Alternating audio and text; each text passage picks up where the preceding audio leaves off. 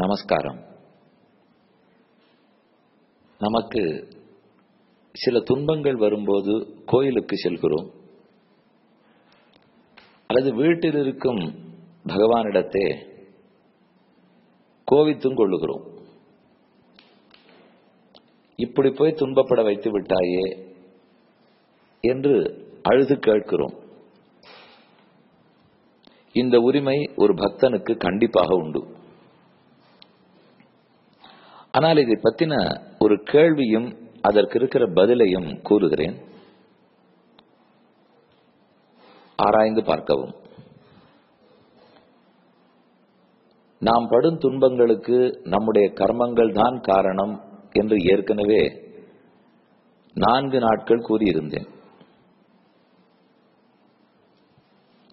ஆனால் துன்பம் வரும்போது பகவானை கூப்பிட வேண்டும், அவரை கேட்டு துன்பத்தை குறைத்துக் கொள்ள வேண்டும் என்பதும் உண்மை.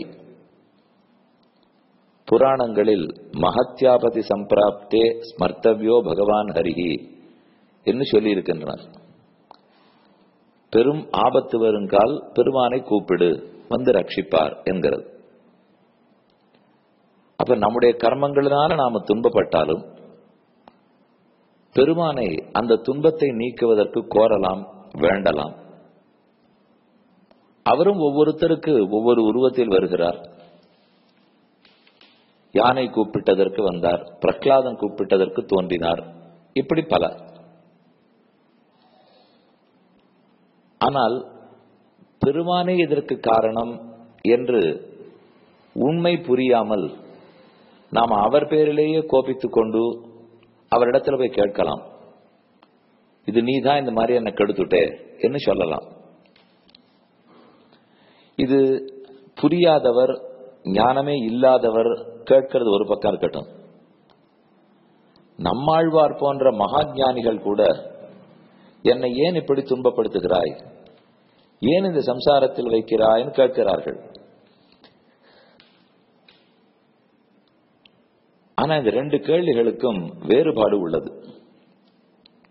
அறிவில்லாமையாலே அவர்தான் குற்றவாளின்னு நினைத்து கொண்டு ஏன் என்னுடைய துன்பம் கொடுக்கிற, ஏன் படுத்துற அப்படின்னு கேட்கறதுக்கும், நன்கிற ஞானத்தோட சிறந்த ஞானம் பெற்று இது என் கர்மத்தெல்லாம் நடக்கிறது, பகவான் கண்டிப்பா அனுகிரகிப்பார், அதுக்கு தான் அவர் இருக்கார் என்கிற அறிவின் முதிர்ச்சி அது இருக்கிறவரும் பகவானை கேட்பார்கள், ஏன் எனக்கு துன்பம் கொடுக்கிறாய்.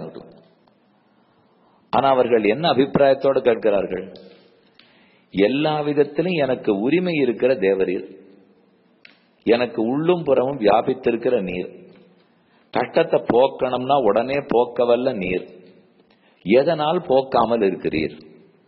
இதுதான் அந்த கேள்விக்கு அர்த்தம். ஏன் எனக்கு துன்பத்தை கொடுத்தீர் என்று கோபித்துக் கொள்வது என்று குற்றம் சொல்லுவது ஒரு பக்கம்னால், கொடுத்தீர்னு அடிய சொல்லல, போக்கலாமேன்னு கேட்கிறேன் என்றும் சொல்லலாம். நீர் எனக்கு துன்பத்தை கொடுக்கல, நான் தான் தேடிண்டேன், ஆனா அந்த துன்பத்தை போக்குகிற சக்தி உமக்கு உண்டோ இல்லையோ, அதை ஏன் போக்காமல் இருக்கிறீர் என்றுதான் அவர்கள் உரிமையோட கேட்கிறார்கள். இந்த மனப்பான்மையோடு நாம பெருமாள்கிட்ட புகார் பண்ணா கூட வரவேற்கத்தக்கதே.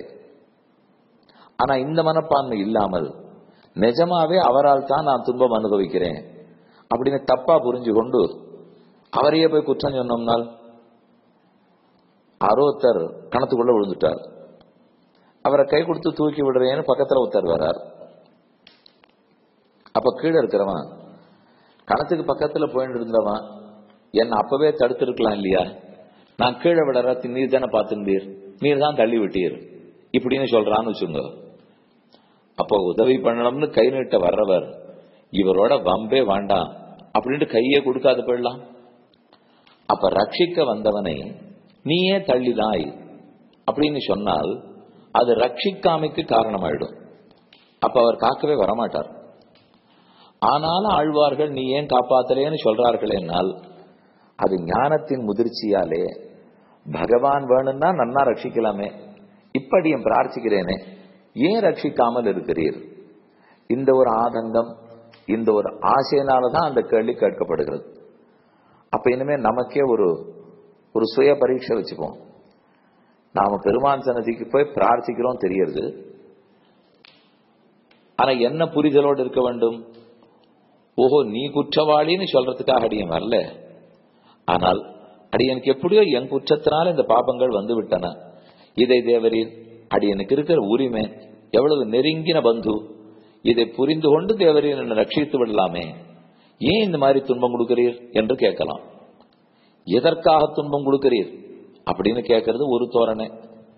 துன்பத்துல வாழ்றேனே காப்பாத்திடக்கூடாதா அப்படின்னு கேட்கறது மற்றொரு தோரணை. இந்த ரெண்டில் முதல் ஏற்கத்தக்கதல்ல. அதை கேட்கறதுக்கு இருக்கிற உரிமை நம்ம கிட்ட இல்லை, சக்தியும் இல்லை. ஆனா ரெண்டாவது கண்டிப்பாக கேட்டுக்கொள்ளலாம். ஆதாரம் கணத்துல காப்பாத்த வரவன நீ தான் கணத்துல தள்ளினேன்னு சொல்றாப்புல இருக்காதே. அதனாலதான் ரெண்டாவது வழியை பின்பற்ற வேண்டும். கேட்கலாம், குறை சொல்லாமல் வேண்டுதலாக கண்டிப்பா பிரார்த்திக்கலாம். நல்லது நடக்கிறதுக்கும் தீயது விளக்கத்துக்கும் அனைத்துக்கும். ஆடியோ பிராட்காஸ்டை உங்களுக்காக வழங்குபவர் ஸ்ரீ வேலுக்குடி கிருஷ்ணன் சுவாமி. இந்த ஆடியோ பிராட்காஸ்டை தினமும் உங்கள் மொபைலில் பெற முதலில் 9443219021 என்ற எண்ணை உங்கள் மொபைலில் சேவ் செய்யவும். பிறகு இந்த எண்ணிற்கு ஒரு வாட்ஸ்அப் மெசேஜ் அனுப்பவும். தினந்தோறும் இந்த ஆடியோ பிராட்காஸ்டை கேட்டு மகிழவும்.